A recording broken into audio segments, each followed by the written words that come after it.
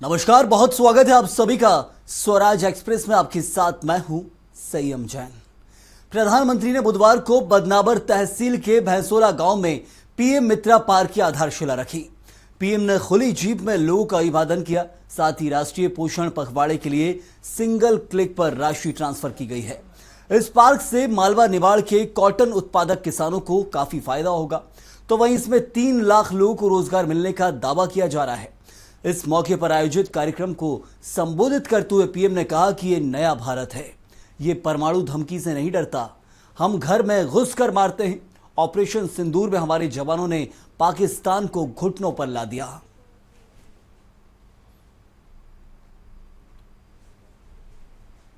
तो प्रधानमंत्री नरेंद्र मोदी धार पहुंचे थे और पीएम मित्रा पार्क का उद्घाटन किया गया है। इस वक्त जो भूमि पूजन किया गया, क्योंकि एक कई एकड़ जमीन में ये फैला हुआ है और देश में बहुत कम जो पीएम मित्रा पार्क बनाए जा रहे हैं, जो एक बड़े स्केल पर इसकी तैयारी की जा रही है। नया भारत भूमि पूजन किया गया है। ये किसी की परमाणु धमकियों से डरता नहीं है।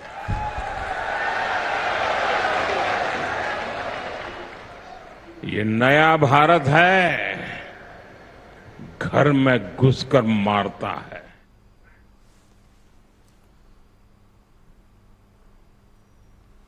प्रधानमंत्री नरेंद्र मोदी ने मध्य प्रदेश में अपना 75वां और दूसरा जन्मदिन मनाया। इस मौके पर पीएम मोदी ने प्रदेशवासियों को विकास कार्यों की सौगात दी। धार में देश के पहले पीएम मित्रा पार्क का शिलान्यास किया और स्वस्थ नारी सशक्त समाज अभियान की शुरुआत की है। इसी पर देखिए खास रिपोर्ट। पीएम मोदी का मध्य प्रदेश दौरा, प्रदेश को विकास कार्यों की दी सौगात। पीएम मोदी का 2025 में मध्य प्रदेश का 5वां दौरा। धार में देश के पहले पीएम मित्र पार्क का शिलान्यास किया। स्वस्थ नारी सशक्त समाज अभियान की शुरुआत की। मातृ वंदना योजना के तहत 10 लाख महिलाओं को राशि हस्तांतरण। प्रधानमंत्री नरेंद्र मोदी 2025 में मध्य प्रदेश के 5वें दौरे पर रहे। इस बार उनका दौरा धार जिले के बदनावर में हुआ, जहां वे देश के पहले पीएम मित्र टेक्सटाइल पार्क का शिलान्यास किया। यह पार्क 2158 एकड़ में विकसित किया जा रहा है और अब तक 23,146 करोड़ रुपए के निवेश प्रस्ताव मिल चुके हैं। इससे करीब 3 लाख लोगों को प्रत्यक्ष और अप्रत्यक्ष रोजगार मिलने की संभावना है। साथियों, देश भर में अलग अलग चरणों में आदि सेवा पर्व की गूंज पहले से ही सुनाई दे रही है। आज से इसका मध्य प्रदेश संस्करण भी प्रारंभ हो रहा है। ये अभियान धार समेत एमपी के हमारे जनजातीय समाज को विभिन्न योजनाओं से सीधे जोड़ने का सेतु बनेगा। साथियों, विश्वकर्मा जयंती के दिन आज एक बड़ी औद्योगिक शुरुआत भी होने जा रही है। देश के सबसे बड़े इंटीग्रेटेड टेक्सटाइल पार्क का शिलान्यास यहां हुआ है। प्रधानमंत्री इसी मंच से देशव्यापी स्वस्थ नारी सशक्त समाज अभियान की भी शुरुआत की। यह अभियान 17 सितंबर से 2 अक्टूबर तक चलेगा और देश भर में महिलाओं और बच्चों के लिए सबसे बड़ा स्वास्थ्य जागरूकता कार्यक्रम हो रहा। इस दौरान महिला स्वास्थ्य, पोषण, योग, ब्लड डोनेशन, टीबी, कैंसर और त्वचा रोग जैसी बीमारियों की जांच और उपचार की सुविधा दी जाएगी। प्रधानमंत्री 10 लाख से अधिक महिलाओं के खातों में मातृ वंदना योजना के तहत वित्तीय सहायता भी ट्रांसफर करेंगे। धार आदिवासी बहुल क्षेत्र है। आदिवासियों को मुख्य धारा से जोड़ने का प्रयास। सीएम डॉक्टर मोहन यादव को मिलेगी मजबूती। प्रधानमंत्री मोदी का यह दौरा केवल विकास तक सीमित नहीं है, बल्कि इसमें राजनीतिक संदेश भी छुपा है। धार आदिवासी बहुल क्षेत्र है। कांग्रेस की उस रणनीति को प्रधानमंत्री चुनौती दे सकते हैं, जिसमें जनगणना में आदिवासियों को हिंदू न लिखने की अपील की गई है। प्रधानमंत्री नरेंद्र मोदी आदिवासी समाज को मुख्य धारा से जोड़ने और विरासत से विकास तक का संदेश दे रहे हैं। इससे ये भी संकेत मिलता है कि भाजपा राज्य में मुख्यमंत्री डॉक्टर मोहन यादव को मजबूती दे रही है, जिनके नेतृत्व को पीएम खुद आगे बढ़ा रहे हैं। पीएम मोदी का 75वां जन्मदिन। लगातार दूसरी बार एमपी में मनाया पीएम मोदी ने जन्मदिन।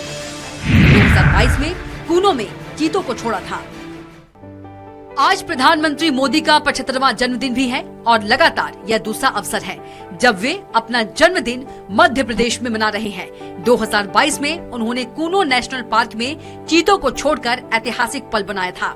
गौरतलब है कि प्रधानमंत्री मोदी के धार जिले के दौरे को लेकर सुरक्षा व्यवस्था के कड़े इंतजाम किए गए थे। प्रधानमंत्री के काफिले और आम जनता की सुविधाओं को ध्यान में रखते हुए रूट मैप भी तैयार किया गया। सुरक्षा से जुड़े इंतजामों की रिहर्सल भी कराई गई ताकि किसी भी तरह की चूक की कोई गुंजाइश न रह सके। Bureau desk, Swaraj express. प्रधानमंत्री नरेंद्र मोदी ने अपना 75वां जन्मदिन जहां मध्य प्रदेश में मनाया, तो वहीं गुजरात के एक छोटे से शहर के लड़के से लेकर भारत के सबसे शक्तिशाली नेता बनने तक मोदी का सफर असाधारण रहा है। स्टेशन पर चाय बेचने से लेकर पीएम बनने तक का उनका सफर कैसा रहा, इसी पर देखिए रिपोर्ट। देश की राजनीति में युगों की चर्चा होती है। बात जब प्रधानमंत्रियों की हो तो दो नाम प्रमुख रूप से सामने आते हैं जिन्होंने एक लंबे समय तक देश की शासन व्यवस्था संभाली। एक प्रथम प्रधानमंत्री जवाहरलाल नेहरू और फिर इंदिरा गांधी। इनके बाद अगर प्रधानमंत्री के तौर पर किसी के नाम की चर्चा होगी तो वो होंगे देश के मौजूदा प्रधानमंत्री नरेंद्र मोदी। नेहरू और इंदिरा गांधी की तरह मोदी भी न केवल एक लंबे समय से देश के प्रधानमंत्री हैं, बल्कि अपने फैसलों से उन्होंने देश और राजनीति की दशा और दिशा भी बदली है। 1950 में वडनगर गुजरात में जन्मे नरेंद्र मोदी का जीवन संघर्ष, संकल्प और समर्पण की मिसाल है। उन्होंने एक सामान्य परिवार से उठकर देश के सबसे उच्च पद तक का सफर तय किया। नरेंद्र मोदी का जन्म 17 सितंबर 1950 को गुजरात के मेहसाणा जिले के वडनगर कस्बे में हुआ था।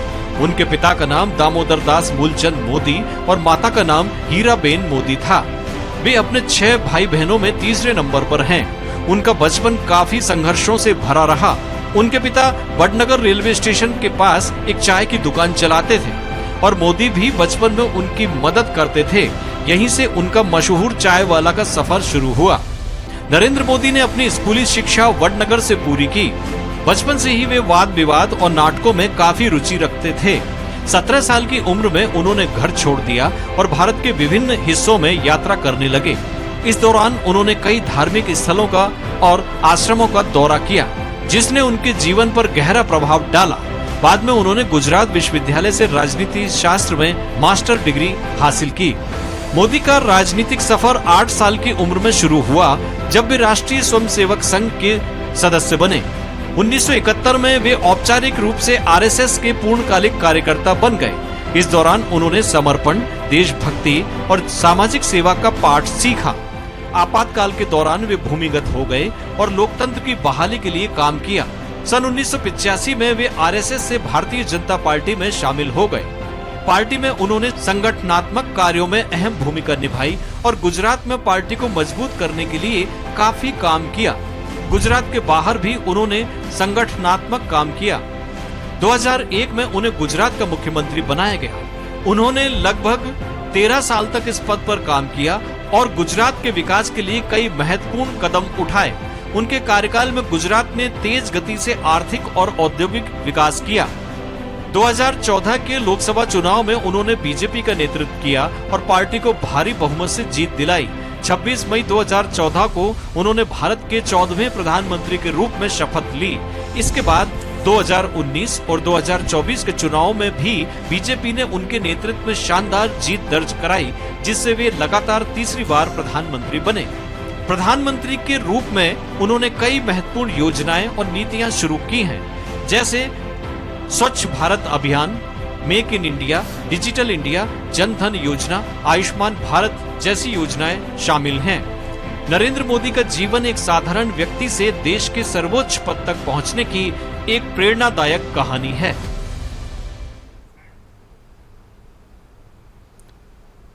प्रधानमंत्री मोदी 75वां जन्मदिन मना रहे हैं, तो वहीं 11 साल से प्रधानमंत्री पद पर जहां नरेंद्र मोदी काबिज हैं, प्रधानमंत्री के तौर पर उन्होंने कई बड़े फैसले लिए जिनसे भारत की दिशा और दशा बदलती नजर आई। प्रधानमंत्री के जन्मदिन पर देखिए एक और ये खास रिपोर्ट।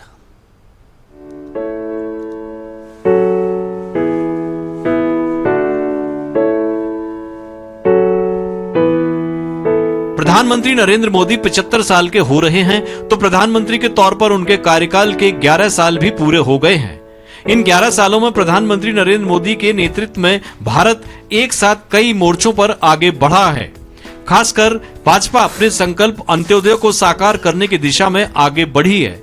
यही वजह है कि प्रधानमंत्री मोदी के पीएम के तौर पर इन 11 सालों को अमृतकाल भी कहा जा रहा है। हम बताते हैं 11 वर्ष में मोदी सरकार के उन 11 ऐतिहासिक फैसलों की फहरिस्त जिन्होंने आमजन के जीवन की तस्वीर बदली। 11 साल 11 बड़े फैसले। उज्ज्वला योजना, 10 करोड़ 3 लाख से ज्यादा गरीब महिलाओं को मुफ्त रसोई गैस कनेक्शन। प्रधानमंत्री आवास योजना, 4 करोड़ से ज्यादा गरीबों को पक्के मकान।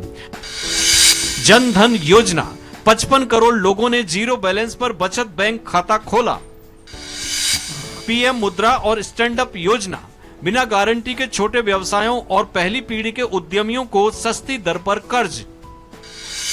किसान सम्मान निधि, 11 करोड़ से ज्यादा किसानों को 3,07,000 करोड़ से ज्यादा की राशि हस्तांतरित। पीएम कौशल विकास योजना, 1 करोड़ 48 लाख से ज्यादा युवाओं को प्रशिक्षित और रोजगारोन्मुख किया। स्वच्छ भारत अभियान, 12 करोड़ से अधिक शौचालयों का निर्माण। सौभाग्य योजना, 100% इच्छुक घरों को बिजली कनेक्शन। पीएम स्वनिधि योजना, 68 लाख से ज्यादा स्ट्रीट वेंडर्स को कामकाज के लिए आसानी से कर्ज। आयुष्मान योजना, 50 करोड़ से ज्यादा लोगों का 5 लाख तक का मुफ्त स्वास्थ्य बीमा। पीएम गरीब कल्याण अन्न योजना, 81 करोड़ लोगों को मुफ्त अनाज। पीएम मोदी के नेतृत्व में केंद्र सरकार ने यूं तो तमाम कल्याणकारी योजनाएं लॉन्च और कार्यान्वित की हैं, लेकिन उनमें से ये प्रमुख 11 ऐतिहासिक योजनाएं हैं जिनसे करोड़ों परिवारों को पहली बार सबसे जरूरी बुनियादी सुविधाएं मिली हैं। प्रधानमंत्री नरेंद्र मोदी ने विकसित भारत के 4 स्तंभ बताए हैं, जिनमें गरीब, युवा, किसान और महिला शामिल हैं। गौर करें तो इन्हीं 4 स्तंभों को मजबूती प्रदान करने के लिए केंद्र सरकार ने इन योजनाओं की शुरुआत की है। प्रधानमंत्री मोदी के 75 साल में उनकी देन के तौर पर इन्हें ना गिनना नाइंसाफी होगी।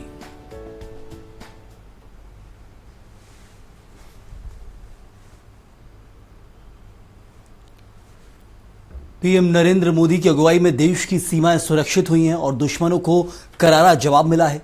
पाकिस्तान ने जब भी भारत से पंगा लेने की कोशिश की तो उसे करारा जवाब मिला, तो वहीं रोज रोज की चीन की धौंस भी खत्म हुई है। साथियों, ये नया भारत है। ये किसी की परमाणु धमकियों से डरता नहीं है।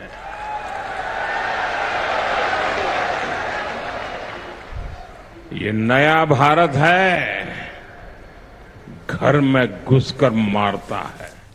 पीएम मोदी के 11 साल सुशासन और विकास के साथ राष्ट्रीय स्वाभिमान के भी रहे हैं। दशकों से भारत पाक प्रेरित आतंकवाद का सामना करता रहा है, तो चीन भी हमें धौंस दिखाता रहा है। लेकिन मोदी की अगुवाई में भारत ने न केवल पाकिस्तान को घुटनों पर ला दिया, बल्कि चीन की भी सारी हेकड़ी उतार दी। 18 सितंबर 2016 को आतंकियों ने उरी की मिलिट्री बेस पर हमला किया, तो 11 दिन बाद भारतीय सेना ने सर्जिकल स्ट्राइक कर पीओके में तमाम आतंकी ठिकाने तबाह कर दिए। 50 से ज्यादा आतंकी मार गिराए। भारत ने एक ऐसा ऑपरेशन किया जिसकी पाकिस्तान ने कभी कल्पना भी नहीं की थी। साथियों, आपको याद होगा, आज 28 सितंबर है। साल 2016 में आज की रात, 28 सितंबर की रात सर्जिकल स्ट्राइक हुई थी।